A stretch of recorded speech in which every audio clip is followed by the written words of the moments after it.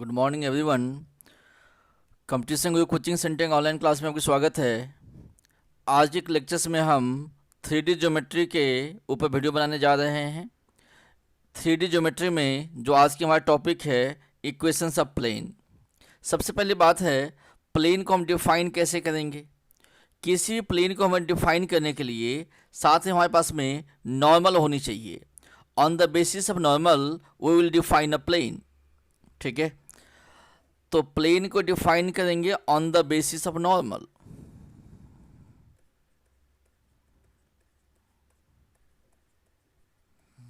ठीक है, नॉर्मल क्या होगा? नॉर्मल विल बी ऑलवेज, जो नॉर्मल होगा always perpendicular to the given line in a plane. Given line in a plane, किसी भी प्लेन में क्या होगा? जो नॉर्मल होगा हमेशा क्या होगा? परपेंडिकुलर होगा। यदि परपेंडिकुलर होगा तो जो नॉर्मल होगा और जो भी लाइन की जो वेक्टर होगा, कोई भी लाइन की वेक्टर मान लीजिए, इनकी जो क्रॉस प्रोडक्ट होगा वो हमेशा किसके बराबर होगा? जीरो के बराबर होगा। आपको ये टॉपिक समझने के लिए कुछ बेसिक्स आपको वेक्टर पता होनी चाहिए कि डॉट प्रोडक्ट क्या होता है, क्रॉस प्रोडक्ट पर क्या होता है। जब तक आपको वेक्टर नहीं पता होगा थोड़ा सा ये टॉपिक समझने आपको मुश्किल होगा। पहले समझते हैं कि क्या डिफिनीशन है प्लेन का। देखिए, प्लेन का डिफिनीशन क्या है?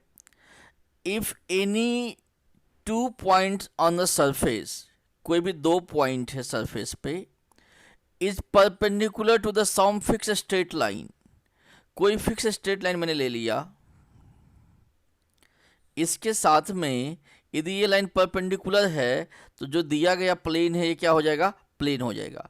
ये जो स्ट्रेट लाइन होता है इसी का नाम होता है नॉर्मल। ठीक है जी।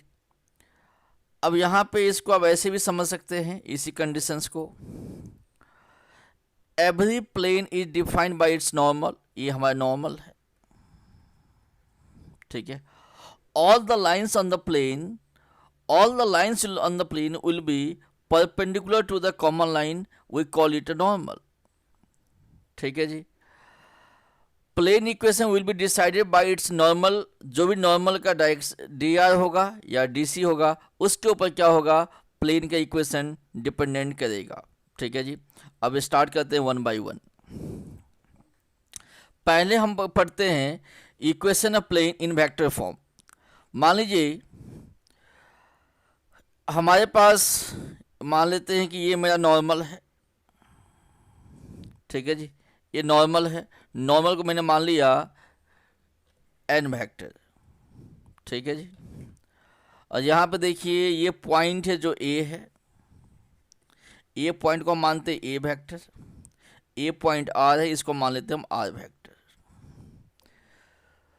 तो इस केस में बताइए मुझे कि जो एन वेक्टर होगा, जो एन वेक्टर होगा that will be perpendicular to A R vector. तो एन वेक्टर जो होगा, ए आर को मैं क्या लिख सकता हूं? R vector minus A vector. और जब परपेंडिकुलर होगा तो क्रॉस प्रोडक्ट क्या हो जाएगा? जीरो हो जाएगा। Means N vector dot A R vector क्या क्रॉस प्रोडक्ट क्या होगा? जीरो होगा। क्या मैं यहां से ऐसे लिख सकता हूं? N vector into R vector minus A vector into N vector equal to zero. ये जो टर्म्स है ये क्या होगा? कंस्टेंट टर्म्स है। This is a constant terms. तो क्या मैं इसको ऐसे लिख सकता हूं? यदि ये कंस्टेंट टर्म्स है तो इसको मैं डी से डिनोट कर सकता हूं या मैं पी से भी कर सकता हूं। तो मैं इसको क्या लिखूंगा? सीधा इसको मैं क्या लिख सकता हूं कि N vector into R vector plus D equal to zero, मैं इसको ऐसे लिख सकता हूं। ठीक है जी, यहां तक किसी को कोई डाउट नहीं होनी चाहिए। ठीक है, तो ये तो हो गया इक्वेशन इन वेक्टर फॉर्म में। कब लिखेंगे? जब मेरे पास में n वेक्टर दिया गया होगा और जब मेरे पास में a वेक्टर दिया गया होगा तो उस सिनेरियो में मैं इस टाइप की इक्वेशन लिख सकता हूँ। ठीक है, अगला जो इक्वेशंस बनती है वो है कार्टेशियन फॉर्म। कार्टेशियन फॉर्म में क्या होगा कि हमारे पास नॉर्मल का डी दिया गया होगा। यदि नॉर्मल का डी दिया गया होगा और एक पॉइंट दिया गया होगा, उस केस में हम कार्टेशियन फॉर्म में इक्वेशन लिख सकते हैं। मान लेते हैं कि नॉर्मल का डी है, ये नॉर्मल है। नॉर्मल का जो डी दिया गया मेरे पास में वो दिया गया ए बी सी। ये पॉइंट ए है, ए पॉइंट को मान लेता हूँ x1 y1 z1। ये आर पॉइंट है तो इसको हम मान लेते हैं x y z। फिर से सेम लॉजिक है। अब यहाँ पे देखिए, क्या मैं n vector is equal to A I cap plus B J cap plus C K cap लिख सकता हूँ? मैं नॉर्मल का यूनिट वेक्टर लिख दिया। ठीक है जी, इसी हिसाब से मैं ए आर जो वेक्टर होगा, 2 पॉइंट दिया गया है। क्या ए आर वेक्टर को मैं, ये क्या है x है, ये x1 है, तो ऐसे लिख सकता हूँ x minus x1 I cap plus y minus y1 I cap plus z minus z1 I है, ये j होगा, ये k होगा। अब सेम सिनेरियो है जो पहले वेक्टर फॉर्म में था। जो नॉर्मल होगा और जो ये स्ट्रेट लाइन होगा वो परपेंडिकुलर टू ईच अदर होगा। यदि परपेंडिकुलर होगा तो जो n वेक्टर होगा dot A R vector is equal to 0, means cross product 0 हो जाएगा। जैसे क्रॉस प्रोडक्ट 0 होगा तो मैं यहाँ पर ऐसे लिख सकता हूँ A I cap plus B J cap plus C K cap dot x minus x1 I cap plus y minus y1 J cap plus z minus z1 K cap equal to 0। तो जब इसको जब हम cross product करेंगे तो देखिए क्या बनेगा। यहाँ से बन जाएगा a गुना x minus x1 plus b गुना y minus y1 plus c गुना x minus x1 plus c गुना x minus x1 equal to 0। Sorry, z minus z1, ये मिस्टेक होगी, ये होगा z minus z1 equal to 0। यही क्या होगा, ये जो मैं निकाला हूँ यही क्या है, कार्टेशियन फॉर्म ऑफ इक्वेशन है। मीन्स कभी भी मेरे पास में नॉर्मल का डी दिया गया होगा और एक पॉइंट दिया गया होगा और कार्टेशियन फॉर्म का इक्वेशन लिखना होगा तो मैं आसानी से लिख सकता हूँ। यहाँ तक किसी को कोई डाउट नहीं होनी चाहिए। ठीक है जी, इसी को मैं आपको ऐसे बता सकता हूँ। देखिए ध्यान से, means normal A B C दिया गया होगा, एक पॉइंट दिया गया होगा, एक लोकस दिया हुआ है, तो इसका फॉर्मूला क्या होता है, फाइनल फार्मूला आपको ये फॉर्मूला याद होनी चाहिए, ए गुना एक्स माइनस x1, बी गुना y माइनस y1, जेड गुना जेड सी गुना जेड माइनस z1। ये आपको याद होनी चाहिए, ये काम की चीज़ें है। अब इसके आगे चलते हैं।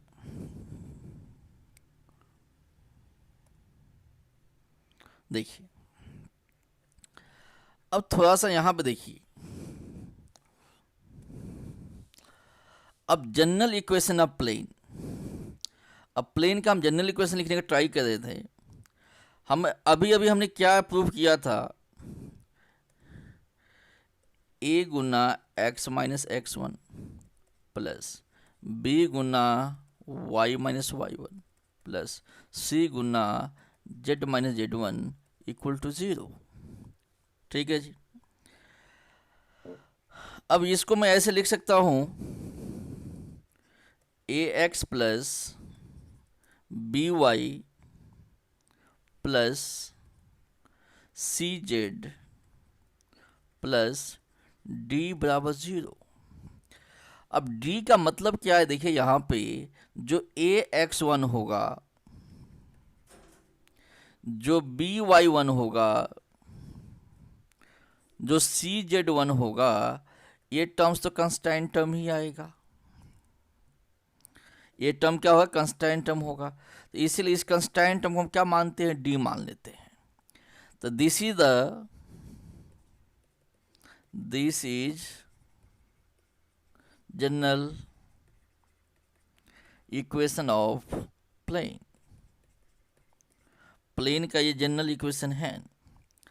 दूसरी बात है क्या है, यदि आपको जनरल इक्वेशन ऑफ प्लेन दिया गया होगा तो वहां से हम क्या पता लगा सकते हैं, जो ए होता है, जो बी होता है, जो सी होता है, ये क्या है, डायरेक्शन रेशियो ऑफ नॉर्मल होता है।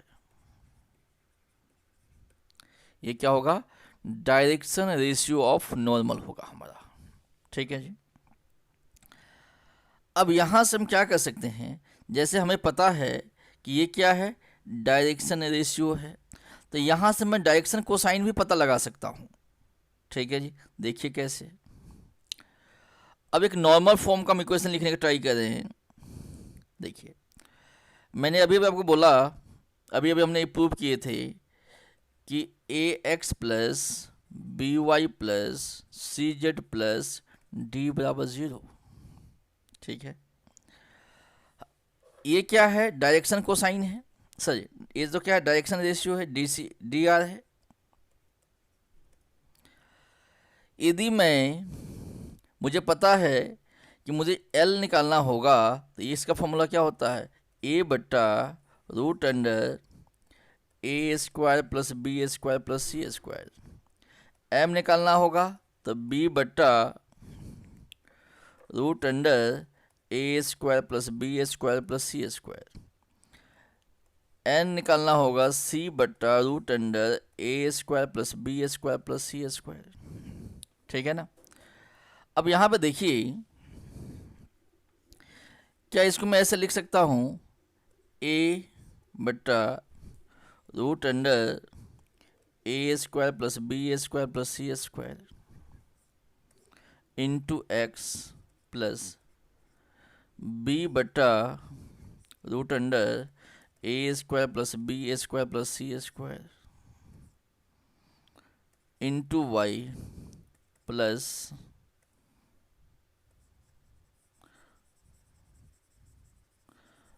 सी बटा प्लस, अब यहाँ पे होगा सी बटा root under A square plus B square plus C square plus D बटा root under A square plus B square plus C square equal to 0। देखिए ये जो टर्म्स है, जो जिसको मैं ब्रैकेट में लिखा हूँ, इसकी जब मैं एल लिख सकता हूँ क्योंकि डायरेक्शन कोसाइन है। इसको मैं क्या लिख सकता हूँ, एम लिख सकता हूँ। इसको मैं क्या लिख सकता हूँ, एन लिख सकता हूँ। और इसको मैं क्या लिख सकता हूँ, पी लिख सकता हूँ, परपेंडिकुलर डिस्टेंस। तो जो हमारा फाइनल इक्वेशन हो जाएगा L X plus M Y plus N Z equal to P, जहां पे p बराबर होगा बच्चों minus D root under A square plus B square plus C square plus C square. ठीक है, इफ ऑरिजिन इज गिवन, यदि origin दिया गया होगा वहाँ पे p बराबर क्या हो जाएगा, 0 हो जाएगा। ये याद रखिएगा, बार बार पेपर में काम लगता है। यदि ओरिजिन दिया गया होगा तो वहाँ पे p बराबर क्या हो जाएगा, 0 हो जाएगा। अब जो भी हमने इक्वेशन अभी तक बनाए हुए हैं इसके ऊपर कुछ सवाल करने का ट्राई करते हैं। Let's start some questions. देखिए, find the equations of plane passing through the origin. देखिए, जैसे ओरिजिन से पास किया तो p तो 0 हो जाएगा, पहली बात। हुज नॉर्मल, जिसका DC क्या दिया हुआ है हमारे पास में, ये क्या है, L है, ये क्या है, M है, ये क्या है, N है। तो अभी अभी अपने इक्वेशन क्या पढ़ा हुआ है, नॉर्मल फॉर्म का equation, LX plus MY plus NZ equal to P। L कितना है, 2/7x plus 3/7y minus 6/7z equal to 0। तो क्या मैं इसको ऐसे लिख सकता हूँ, 2x plus 3y minus 6z equal to 0। This is the answer. Means concept पता है तो सवाल को सोल्व करना बहुत आसान होता है, मुश्किल नहीं है। हमने अभी भी फॉर्मूला पढ़ा हुआ था कि इक्वेशंस क्या होगा नॉर्मल फॉर्म में, ये इक्वेशंस होगा। और ये भी पढ़ा था जब नॉर्मल से पास होगा तो क्या हो जाएगा, p के वैल्यू क्या हो जाएंगे, 0 हो जाएंगे। ठीक है जी। Next question, find the direction cosine of normal of the plane. मुझे डायरेक्शन कोसाइन बतानी है नॉर्मल ऑफ द प्लेन का। ठीक है, तो नॉर्मल ऑफ द प्लेन का इक्वेशंस क्या होता है, नॉर्मल ऑफ प्लेन का जो इक्वेशन होगा, ax plus by plus cz equal to d, है ना। अब यहाँ पे देखिए a के वैल्यू कितना दिया हुआ है, ये क्या है, ये क्या है, डायरेक्शन रेशियो है। तो ये क्या है, डायरेक्शन रेशियो, ये क्या है, डायरेक्शन रेशियो। मीन्स a के वैल्यू कितना हो गया, 3 हो गया, b के वैल्यू कितना हो गया, 4 हो गया, c के वैल्यू कितना हो गया, 1 हो गया। तो a इक्वल टू 3 है, b इक्वल टू 4 है एंड c इक्वल टू 1 है। तो सबसे पहले हम ये निकाल लेते हैं, a square plus a square plus b square plus c square. ये कितना हो जाएगा, 3 का स्क्वायर 9, 4 का स्क्वायर 16, 1 का स्क्वायर 1, तो ये हो गया √26। अब कुछ नहीं करना है, मुझे पता है L का फॉर्मूला क्या होता, a बटा √a square plus b square plus c square. तो a कितना है, 3 है, बट्टा √26 एंड सो ऑन। m बराबर क्या हो जाएगा, 4 बट्टा √26 एंड n बराबर क्या हो जाएगा, 1 बट्टा √26। यही मेरा क्या होगा, डायरेक्शन कोसाइन होगा। This is required answer. ठीक है जी। अगली सवाल देखते हैं अब क्या है।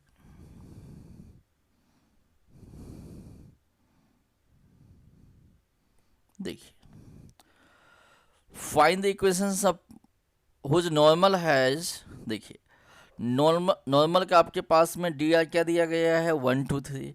मीन्स ये क्या है, ए है, ये क्या है, बी है, ये क्या है, सी है and passing through the point क्या है, 1 -1 2। ये क्या है बच्चों, x1 है, ये क्या है, y1 है और ये क्या है, z1 है। मीन्स ऐसा एक सवाल है। मीन्स कहने का मतलब एक पॉइंट हमारे पास में नॉर्मल दिया, डी आर का नॉर्मल दिया हुआ है। Means a B c given है हमारे पास में 1 2 3।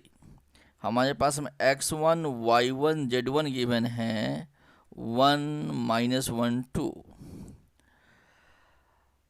इक्वेशंस, हमारे स्टैंडर्ड इक्वेशंस क्या होता है, a गुना x minus x1 plus b गुना y minus y1 plus c गुना z minus z1 equal to 0। ये हमारे स्टैंडर्ड इक्वेशंस है।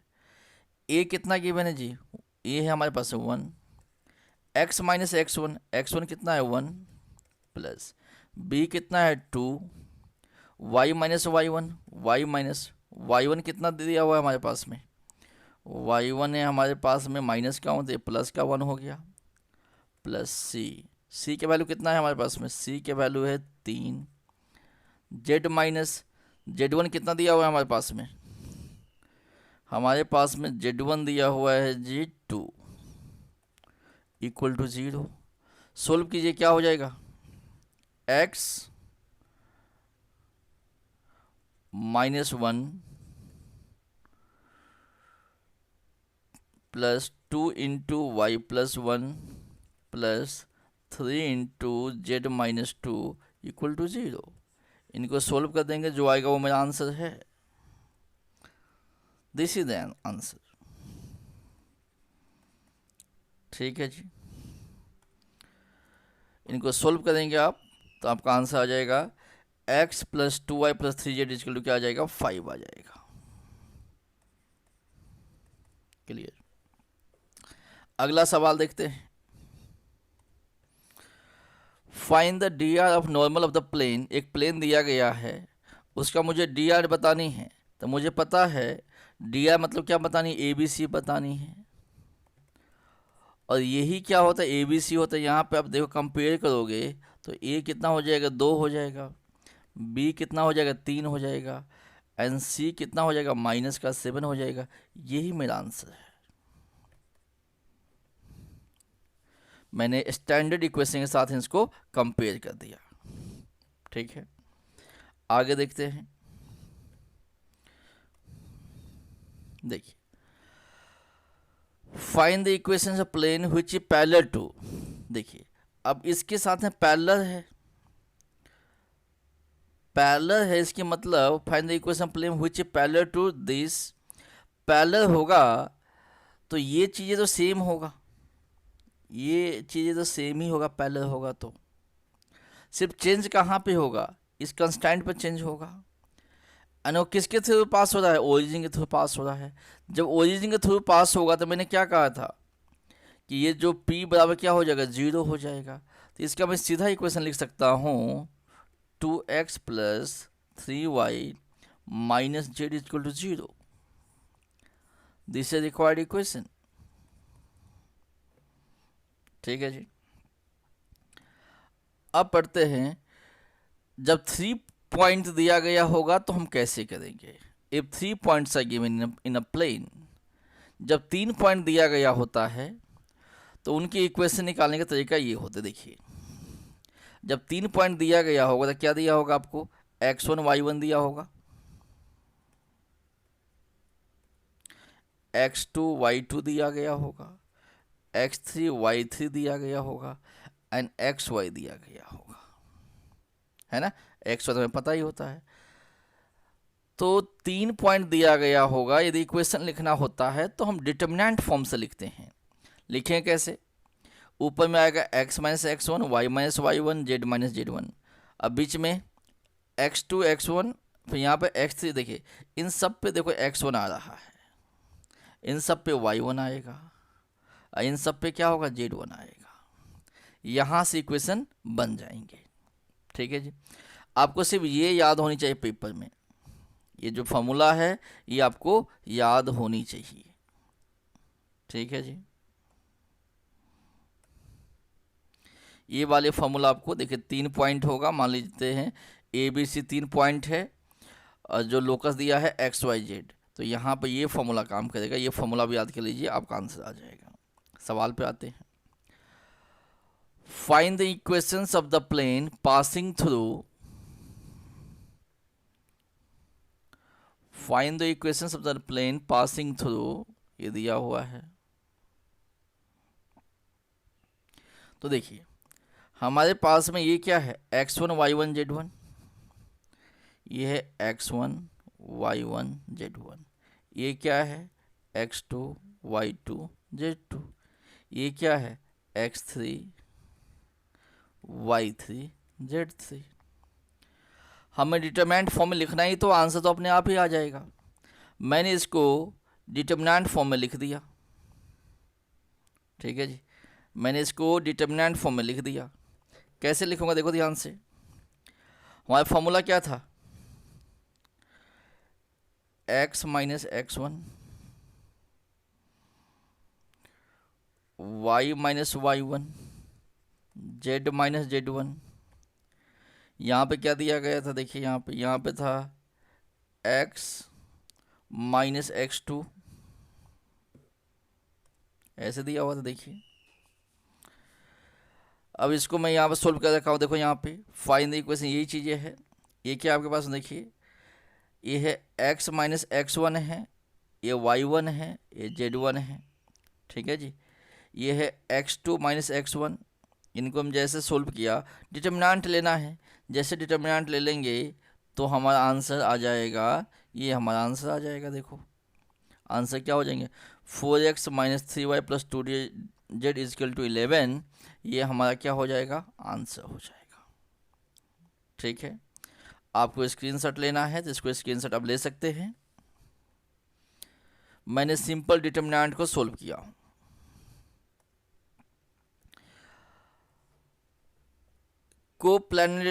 Coplanarity of three lines, coplanar कैसे होगा, कोप्लानर जब होगा जब इनका, देखिए 3 पॉइंट, आपको 3 लाइन दिया गया है। पहला लाइन है A1 B1 C1, दूसरा है A2 B2 C2, तीसरा है A3 B3 C3। लाइन का ये क्या है, DR है। एक कोप्लानर है या नहीं मुझे ये बताना है, तो उसके लिए A1 B1 एक कंपोनेंट मुझे पता होनी चाहिए। यदि इसके डिटर्मिनेंट 0 हो जाएगा, इसके बॉक्स प्रोडक्ट 0 हो जाएंगे तो होगा, नहीं तो ये नहीं होगा। फॉर एग्जाम्पल एक सवाल ये है मेरे पास में, देखिए मुझे कहता है कि भाई इसको चेक करना है, तो इनको हम सोल्व करेंगे बच्चों। तो हमारी टेक्निक क्या है, यहाँ पे A1 B1 C1, A2 B2 C2 and A3 B3 and C3, ये 0 होगा तो कोप्लानर होगा। तो इसको निकाल के देख लीजिए, ये कितना है, 171 200 123। ये तो बहुत आसान है सोल्व करना, सोल्व करके देखिए। ठीक है जी, ये तो बहुत आसान है ना सोल्व करना। कैसे लिखेंगे, 1 है तो 1 को 1 लिखेंगे, आपको पहले से आता होगा।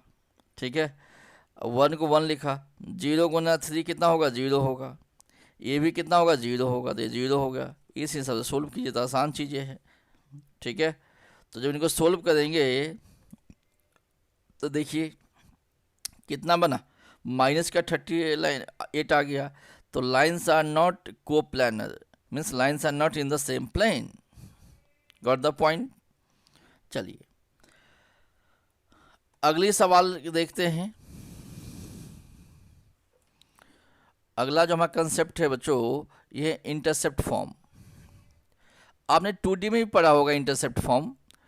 हमने 2D में क्या पढ़ा हुआ था, वहाँ पे कोऑर्डिनेट में, कि हम वहाँ पे x बट्टा ए प्लस वाई बट्टा बी इक्वल टू 1 पढ़ते थे। ठीक है जी, अब यहाँ पे सिर्फ क्या होगा, z कंपोनेंट आ जाएंगे। देखिए मान लीजिए यहाँ पे ये है x इंटरसेप्ट, ये है आपका y इंटरसेप्ट, और ये क्या है, z इंटरसेप्ट। तो इसका कोऑर्डिनेट क्या हो जाएगा, A0 0, ये क्या होगा 0B0, और ये क्या हो जाएगा 0 0 C हो जाएगा। ठीक है जी, अब मान लीजिए इसका इक्वेशन कैसे लिखते हैं हम। इसका इक्वेशन होता है x बट्टा ए प्लस वाई बट्टा बी प्लस जेड बट्टा C equal to 1। This is standard equations. Sometimes आपको ए बी सी दे के बोलेगा इक्वेशन लिखने के लिए, समटाइम्स इक्वेशन कॉम्प्लेक्स बना देगा, बोलेगा वापस स्टैंडर्ड इक्वेशंस में आने के लिए। ठीक है जी, तो ये फॉर्मूला याद रख लीजिए, कोई भी सवाल आएगा तो आसानी से आप सोल्व कर सकते हैं। ठीक है, अब कुछ सवाल देखते हैं। Find the equations of plane with respect to intercept x 3 4 7। यहाँ पर देखिए a बराबर 3 दिया है, b बराबर 4 दिया है, c बराबर 7 दिया गया है।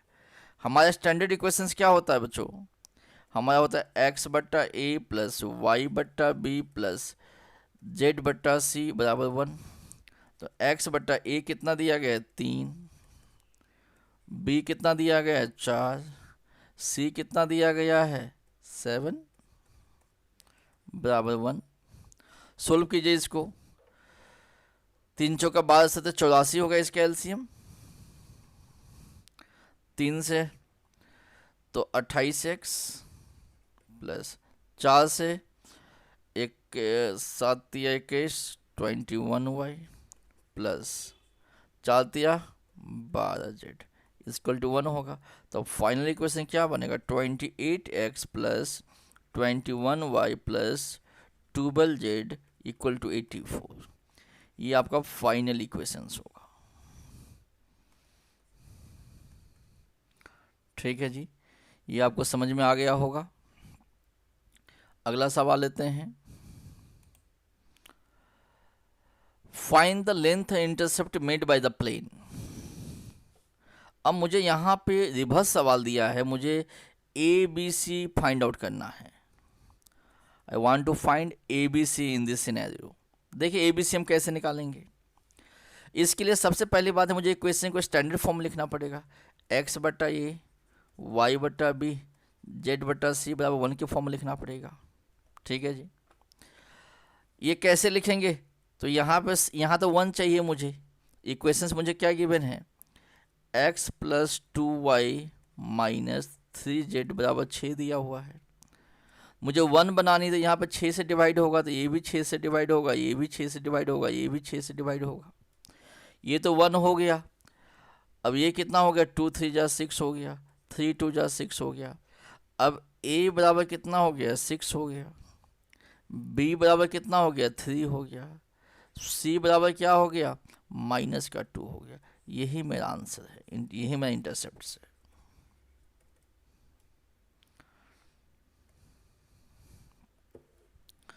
ठीक है जी। अब एंगल बिटवीन द प्लेन्स, जैसे हम line between the angle between the line पढ़ते थे, तो प्लेन में क्या होगा? एंगल बिटवीन द प्लेन पढ़ेंगे। मान लीजिए हमारे पास 2 प्लेन दिया हुआ है। पहला प्लेन तो दिया गया है a1x plus b1y plus c1z equal to d1। दूसरा प्लेन दिया है a2x b2y c2z equal to d2। और इसके बीच के ये पहला प्लेन है और ये दूसरा प्लेन है। मान लेते इसके बीच के जो एंगल है थीटा है। तो देखिए यदि प्लेन दिया गया है, इसके मतलब है वहाँ से हम प्लेन में से कि इक्वेशन में से प्लेन की इक्वेशन में से हम डायरेक्शन रेशियो निकाल सकते हैं। बहुत सिंपल है। जो ए बी सी दिया गया होता है वही क्या होता है? डायरेक्शन रेशियो होता है। एक्चुअल फॉर्मूला क्या होता है? Cos theta is equal to a1 a2 b1 b2 c1 c2 divided by root under a1 के स्क्वायर b2 का स्क्वायर c1 का स्क्वायर इनटू a2 का स्क्वायर b2 का स्क्वायर c2 का स्क्वायर। ठीक है, तो जैसे पहली प्लेन की इक्वेशन से मैं a1 b1 c1 निकाल सकता हूँ, दूसरी प्लेन की इक्वेशन से a2 b2 c2 निकाल सकता हूँ। यदि मेरे पास ये दोनों वैल्यू आ गया तो मैं थीटा तो आसानी से निकाल सकता हूँ। अगला सिनेरियो क्या है? यहाँ पे 2 चीज़ें कि भाई पैरेलल कब होगा और परपेंडिकुलर कब होगा। पैरेलल कब होगा, परपेंडिकुलर कब होगा, ये कंडीशन में देख लीजिए। पैरेलल जब होगा जब a1 by a2 b1 by b2 c1 by c2 क्या होगा? बराबर होगा, तो क्या होगा? पैरेलल होगा। परपेंडिकुलर कब होगा? परपेंडिकुलर होने के लिए a1 a2 b1 b2 c1 c2 equal to 0 हो जाएगा। तो दोनों प्लेन क्या होगा? परपेंडिकुलर टू ईच अदर होगा। ये याद रखिए, इसके ऊपर सवाल बनते हैं पेपर में। ठीक है जी, अब इसके ऊपर सवाल लेके देखते हैं। Find the angle between the plane. अब यहाँ पे देखिए मुझे क्या चाहिए, मुझे आंसर निकालने के लिए क्या चाहिए मेरे पास में। यहाँ से मैं a1 b1 c1 निकाल सकता हूँ। a1 कितना है? 2 है। b1 कितना है? 3 है। c1 कितना है? -1 है। इसी हिसाब से मैं यहाँ से a2 b2 एंड c2 निकाल सकता हूँ। a2 कितना है? 1 है। b2 कितना है? ये भी 1 है। एंड c2 कितना है? ये भी 1 है जी। अब मुझे cos थीटा निकालनी है, तो cos theta is equal to a1 A2, B1 B2, C1 C2 divided by root under A1 का स्क्वायर, A2 का A1 का स्क्वायर, B1 का स्क्वायर, C1 का square into root under A2 का स्क्वायर, B2 का स्क्वायर, C2 का square. ठीक है जी। अब A1 A2 तो मल्टीप्लाई करिए, 2 इंटू 1 कितना हो गया, 2 हो गया जी, प्लस B1 B2 3 इंटू 1 कितना हो गया जी, ये भी 3 होगा, माइनस ये प्लस है, 1 इंटू 1 कितना होगा, माइनस का 1 हो जाएगा, डिवाइडेड बाई, अब सीधा कर देते हैं, 2 का स्क्वायर 4, 9 4 13, 13 का 14, ये तो हो जाएगा रूट अंडर 14। इसको करते हैं, ये 1 का स्क्वायर 1, 1 का स्क्वायर 1, ये 1 का स्क्वायर 1, ये कितना हो जाएगा, रूट अंडर, ये हो गया 1 का स्क्वायर 1 प्लस 1 प्लस 1, ये रूट अंडर 3 हो जाएगा, है ना। तो थीटा हमारा कितना हो गया, देखिए ध्यान से, देखिए तो 3 2 5 में से ये कितना हो गया, 4 हो गया, तो आंसर क्या हो जाएगा, 4 ओपन रूट अंडर 42। तो हम क्या कह सकते हैं, theta is equal to cos inverse कितना हो जाएगा, 4 बाई रूट अंडर 42, ये मेरा एंगल है। तो किसी भी दो प्लेन का आजकल हम एंगल निकाल सकते हैं, हमें सिर्फ फॉर्मूला याद होनी चाहिए। ठीक है जी।